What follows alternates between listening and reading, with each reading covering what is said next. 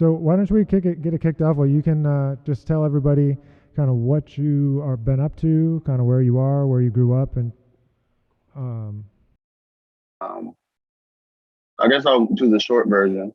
Um, Grew up in New Orleans, grew up singing, all that good stuff. Picked up trombone in fifth grade. Um, First music teacher, his name was Keith Hart. Amazing trombone player, amazing teacher. And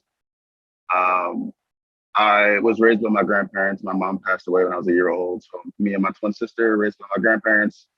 And, you know, they were very supportive of my music career when it started taking off. And, I was fortunate enough to start playing and being mentored by Dofeo Marcellus when I was 14, 15. Started playing with his Uptown Jazz Orchestra when I was 15, officially. Uh, Pretty much every Wednesday night at Snug Harbor in New Orleans, uh, playing the gig, learning from the OGs, and all the while, still singing. Really love R&B music. Really love pop music as well, and obviously love jazz. All that good stuff. And yeah, started playing with Delphio.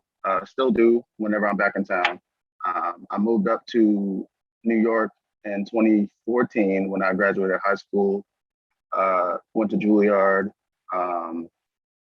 2014 when Winton took over the program, and went there for undergrad, and then also did the 2-year master's program. So just graduated from the master's program in 2020, and so you know, all the while working with my band and you know, putting out music when I can. You know, yeah, man, that's beautiful. for sure. Um, Thanks. so what was it like for you at Juilliard? Kind of who were you working with, and what kind of stuff was important to you during that time musically? All right, so my first 3 years at Juilliard, I studied with Steve Toure privately, and then so I spent a total of 6 years at Juilliard: 4 years for undergrad, 2 years for grad school, and then so first 3 years undergrad, Steve Toure, and then both my last year of undergrad and my first year of masters, I studied with Elliot Mason, and that was great. And then my final year of grad school, I sort of split lessons with trombonist Jason Jackson and pianist Mark Carey. So I sort of split my lessons between those two people. And yeah, I mean, I definitely learned a lot from Juilliard, from being there, from being a student, and being involved um, just in general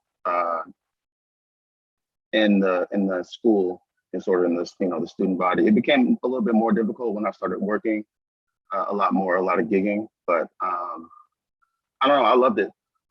It was I think I got a lot of things from my experience there.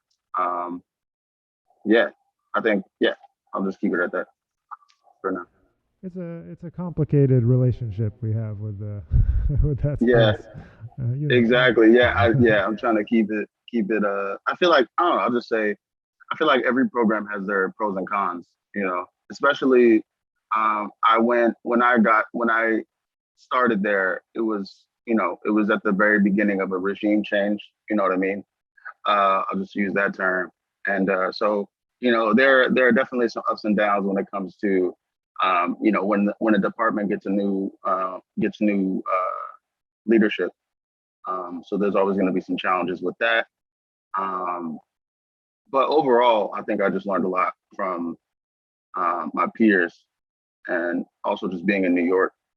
And obviously, my private lessons, I learned a lot of, you know, uh, you know, foundational things, which are great, technical things, Um, but then I don't know, I learned a lot from my peers, both in the jazz program, but also especially in the drama program and the dance program. I went to all the drama shows.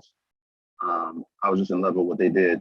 And so, building relationships with those artists, my peers in those realms of art were really, lifelong Yeah, relationships. so I think that's a good segue into what I wanted to ask you about because you have such like a obviously a mastery of jazz and playing that. And you've been playing it for a long time, obviously. But how do you fuse together everything kind of in your life together? Like I know you've got that New Orleans background. You played with Wynton. You're doing Juilliard, but like the music that you're releasing kind of fuses all that stuff together. And so I wonder if you could talk a little bit about how you've assimilated all of those influences into who you are as an Hmm. artist. Yeah, I personally feel like that was always who I was. I sort of had to um, access different parts of my musicianship along the way. Like sometimes the R&B singer in me isn't always the part that needs to be at the forefront when I'm playing, a gig with somebody like Wynton, or if I'm playing in a big band or a small group or anything like that. Um, but then there are those times where I like to just listen to, um, you know, R&B or pop music and just really get into what's happening with that. Um, I don't know. I learned to sort of fuse those things together. I feel like the more that I started playing gigs that called for a specific type of musicianship, I feel like um, when I had to do gigs like that, where I had to sort of turn off one part of my musicianship and really hone in on one specific part of it, I think all those instances actually helped me um, in the end put them all together, because I'm able to really hone in on one specific part of one specific aspect of my musicianship, and then you know appreciate that for what it is, so that I'm able to really put everything together and um, you know I guess deliver it. You know, I don't know Yeah, if that answers the for question sure. well. And how That's do the you answer. view like what's the trombone's role in that music, man? Like, what are you thinking about? I know it's not just about the trombone, but this is a trombone day after all. So, what Yeah, yeah, yeah, yeah. how do you view like the trombone and the non-jazz music and how it can be used? Yeah, I personally, I don't think I'll ever just be a singer. I think trombone will always, not even I think, trombone will always be a part of who I am as an artist. And I just think that it represents um, a different a different side of me. Um, my vocals are pretty soft spoken, pretty soft. You know what I mean? Not soft, but they have a gentler side compared to the trombone. I can really um, display, you know, different colors.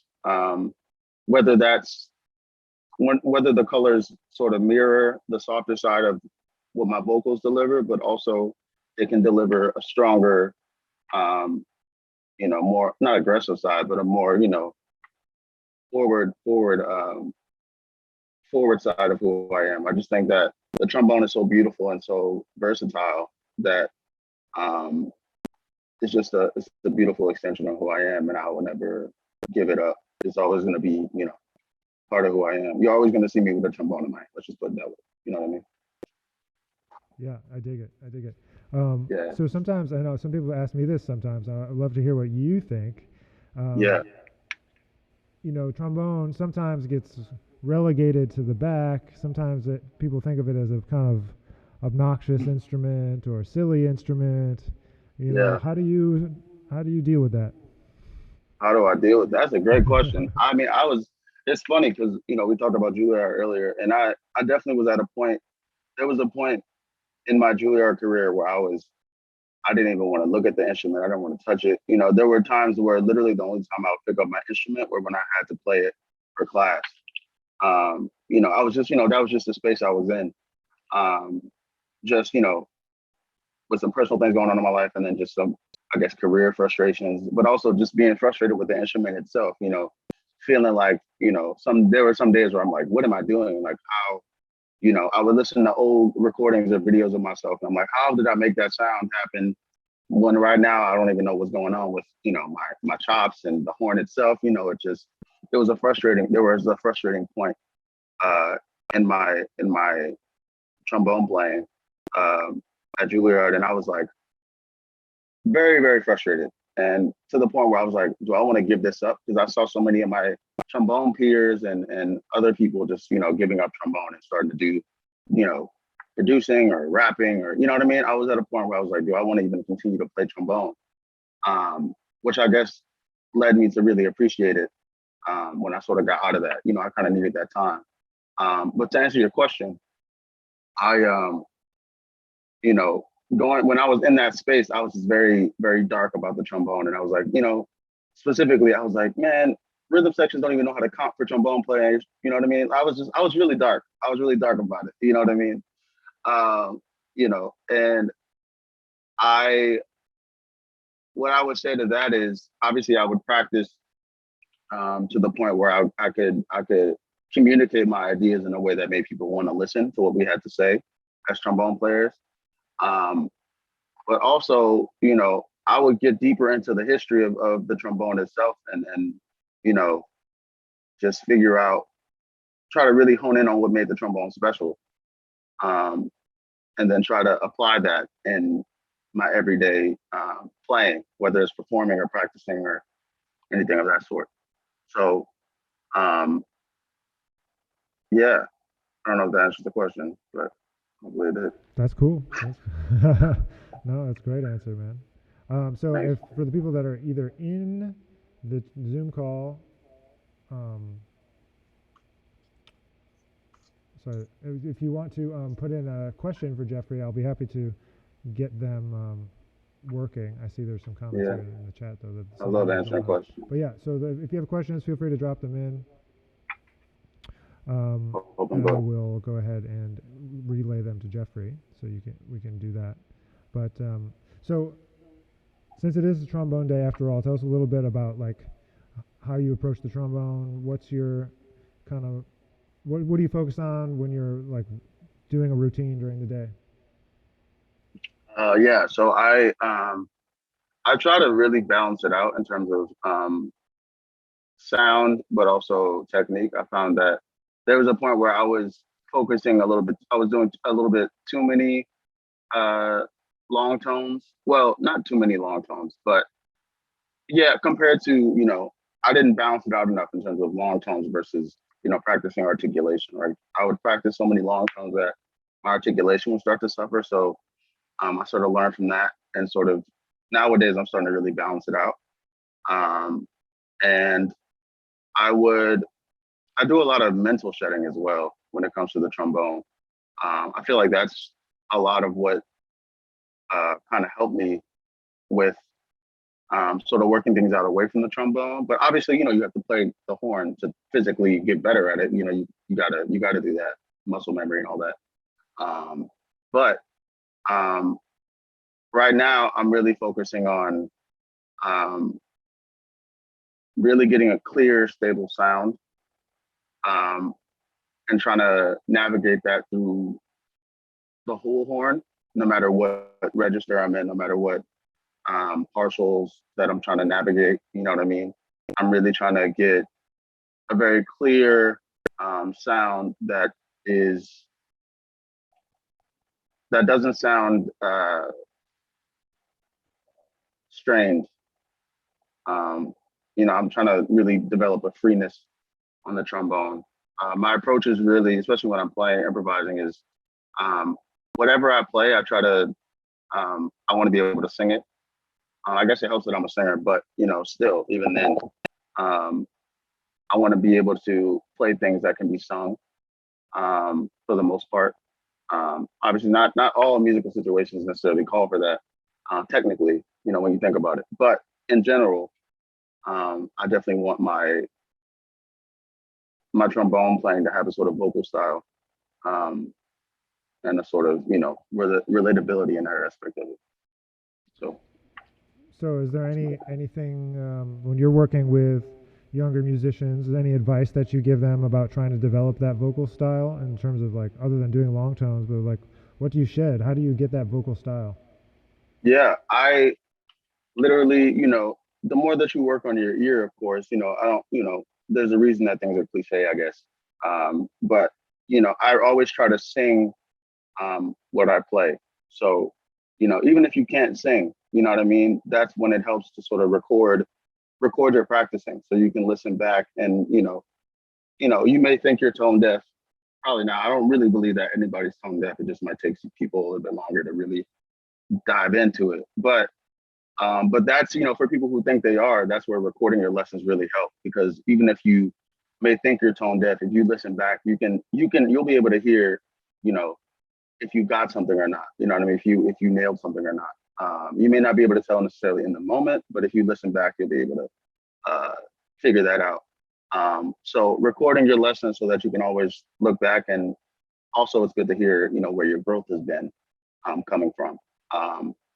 But I always say, with my students, the first thing I always practice with them when I get them the first time is breathing, making sure your breathing is on point. And then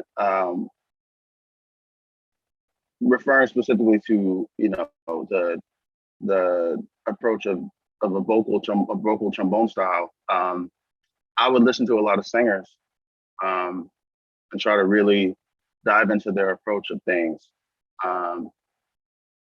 Yeah, I mean, there's so many ways you can go with it. You can literally sing a phrase and try to play that phrase. You can listen to singers and try to dive into how, different singers that you specifically gravitate towards, and try to, figure out what they're doing in terms of approach. And yeah, I mean, all the while working on that ear, so that, you can play exactly what you hear in your head or feel inside. You want to be able to eventually, tie those things together, so where you're not thinking too much about what you want to get out. Right. That makes perfect sense to me. Mm-hmm. Did you study with Wycliffe Gordon too? Yeah, so I the first time I met Wycliffe was actually in high school I did the Vail Jazz Workshop in Vail, Colorado, and the first time Wycliffe, I'd been listening to recordings of him. I really loved his playing. I was definitely a fan the first time I heard Wycliffe's music, and then the first time I actually met him was literally, I think, the week before I went up for the Vail Jazz Workshop. He was playing a set at Snug Harbor. He was in New Orleans, and I pulled up. Obviously, I pulled up on him and talked to him and introduced myself. Well, he knew who I was because he picked me for the workshop, so he recognized me. But I didn't really know what to say. I was so nervous. But then but now Wycliffe is he's like a big brother to me. He's definitely somebody who is I would consider a mentor, and just somebody I can come to with anything. And I definitely learned a lot from him, both trombone wise and as a man, you know what I mean? So really, really, really, really close with him, and just learned so much from him. I still have the materials from when I was studying with him at the Vail Jazz Workshop. We had specific blocks for lesson times and all that. And the stuff that he gave me, I'm still working on. So it's really, really helpful. Yeah, man, same. He gave me some stuff when I was in high school, and I still have to shed that. You know what I mean? Come on, for real, man. He's ridiculous. Yeah, and he, the reason I asked is because he also, talks about the sing it first kind of thing. I think he has a book that's called that, right? Something like that. He does? There you go. See, I didn't even know that. That's crazy. Yeah, I think it's called Sing It First. Anyway, there's some questions popping up here, so let me get them to you. Paul asks, what is your go-to recording setup? Do you ever use electronic effects? If so, what is that setup like? That's a good question. See, I'm still actually trying to figure out my recording setup. A lot of the time I just record with I'm terrible with equipment names. I'm just gonna put that out there. I've never really been somebody who's too deep into the technical aspects of equipment, and even from mouthpieces and things like that. I was never oh, what horn do you have? What bore size? I've never really been somebody who's really gotten into that world. Starting to a little bit, but to answer the question, I don't even know what this mic is called, to be honest with you. I kind of just get, whatever situation I'm in that I'm recording in, I just use the equipment that they have. That's a terrible answer. I'm sorry, but No, it's a very honest answer. I like to be honest. And when it comes to electronic effects, I I want to start using them. Actually, I don't use any electronic effects on trombone at all, but I definitely want to start using that. I speaking of which, the Dirty Dozen brass band was at Blue Note last week or so, and TJ Norris, trombone player, he's going to be a guest, I believe, soon. He plays with Dirty Dozen, and he was using effects that during the set, and I was like, oh, it's just obviously I know what effects are. I've heard of them. I'm familiar with them, but I didn't expect them to be using pedals and things like that on the Dirty Dozen brass band set. It was so cool. It was so dope. TJ's so sick, and so I pulled up on him after the set. I was like, yo, what? They called me up actually on the set at the end of the set, and I was like, yo, what pedals are you using? And we're gonna rap about that later, but definitely want to start getting into the pedals and the effects and things like that soon. So sorry for a very long-winded but not very good answer to your question, but No, it's good. was It's good, man. Um, I guess this is related. Someone wants to know about plunger stuff. Was there any plunger exercises you would do, or did you mainly learn through experimentation over time?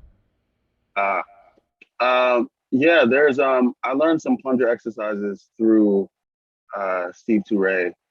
He has like this plunger sheet of different syllables that you can use for the plunger. But up until then, still kind of now, to be honest, I kind of just uh, try to just create different effects and different sounds in the moment. I guess sort of based on experimentation and you know, in the moment, just spontaneous um, improvisation, composition or whatever you want to call it.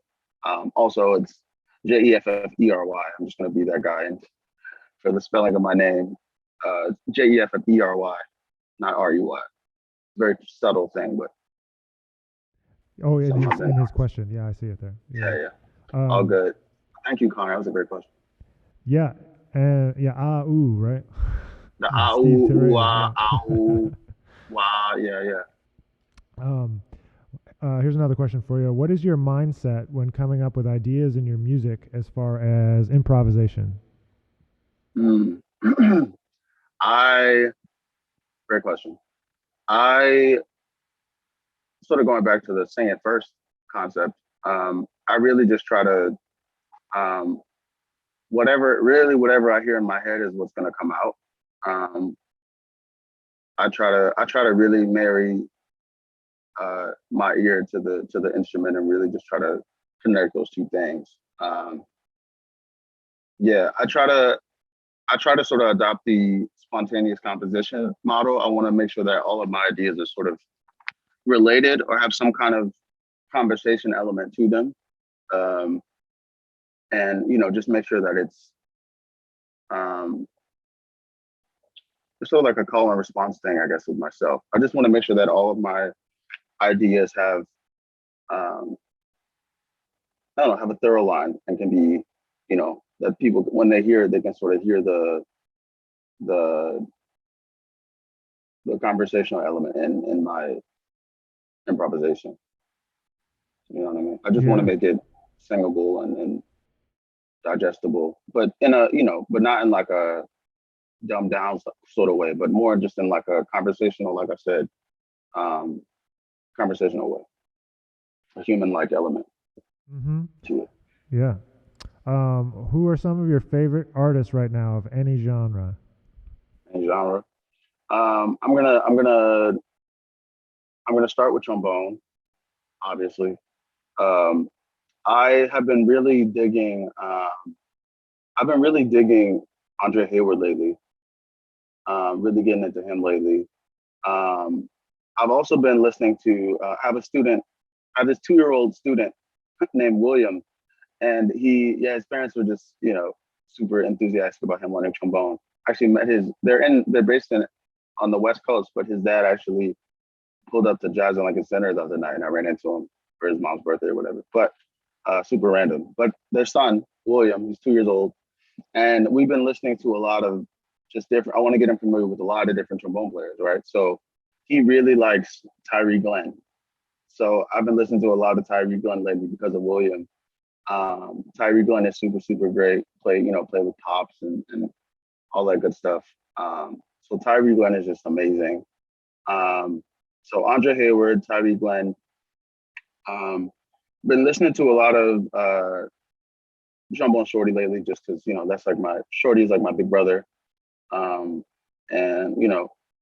I've been listening to him a lot just because whenever I feel like I need some instant sort of inspiration and energy, I listen to his music and his live shows, and just automatically get inspired. So I've been listening to him a lot lately. Troy Andrews, Trombone Shorty. So Andre Hayward, Tyree Glenn, and Trombone Shorty will probably be the top 3 trombone players that I'm listening to right now at this very moment. And especially a lot of Curtis recently. Curtis Fuller, rest in peace. So I would say those 4. Andre Hayward, Tyree Glenn, Trombone Shorty, and Curtis Fuller right now. Yeah. And then, I'll just keep it at trombone players. All right. I think you kind of just answered this, but your biggest influences for improvisation and sound, whose playing do you try to emulate when improvising in non-jazz styles? So maybe that second part. Yeah. For non-jazz styles, I really try to, I don't know, it depends on the setting, I would say. In non-jazz styles, I still try to adopt a sort of aesthetic that can kind of be traced back to jazz, if that makes sense. Specifically, the sort of New Orleans. I always want, no matter what style I'm playing, I always want people to hear the New Orleans in my sound. So it really, he's not a trombone player, but I really, I try to channel Louis Armstrong with just a general aspect of where I'm coming from when I try to play anything, any style. Just because I feel like he had such a transcendental sort of trans-genre aspect of his sound that was so larger than life, that I really want to deliver that whenever I play in any style. So really I just think about New Orleans and the city that I come from and how I want that to be represented in anything that I do. I know it's not really a player, but Louis Armstrong is if there were to be a player, even though he's not a trombone player, is somebody that I give it up to for that. Oh yeah, I mean, come on, it's Pops. You know what I mean? Yeah. So deep. Man, well, thank you so much for taking some time to hang out with us today. Yes, thank you for asking, cool, man. It's so cool to have you on here. I want to give you a second here to plug kind of what you're up to. So tell us about the new single. Tell us about where you're playing. Tell us all those things. Yes. So I have a new single out called Permanent Stains. And it's sort of like I don't know how you would call it. I mean, it's like a pop R&B, but obviously it has some trombone in there, some jazz elements to it. Very chill vibe, very chill song, features more of my vocals, which is kind of the step I'm taking in this new sort of era of my artistry. So Permanent Stains is out right now everywhere, Spotify, Apple Music, iTunes, all that good stuff. We just came out with a live performance video set in New Orleans. It's on my YouTube channel. So we're literally sitting in front of this mansion with a bunch of the brass band cats in New Orleans, both of all ages. Right, the youngest kid in there is a trombone player by the name of Caleb Summers. He's 15, I believe, and he's killing it right now. And then we have cats like Kevin Lewis, who's a trumpet player in New Orleans, and then Roger Lewis, who is a baritone saxophone player with Dirty Dozen. We have just a bunch of all ages when it comes to the spectrum of New Orleans musicians in that video of Permanent Stains. That's on my YouTube channel. And yeah, pretty much with the live shows, it's we have some shows coming up, so I'll just stay tuned for that. Yeah, my website is jeffrymillermusic.com, and that has all my social media on it: Instagram, Facebook, YouTube, SoundCloud, all that good stuff on there. So jeffrymillermusic.com has all that. Beautiful. Thank you so much, Jeffrey.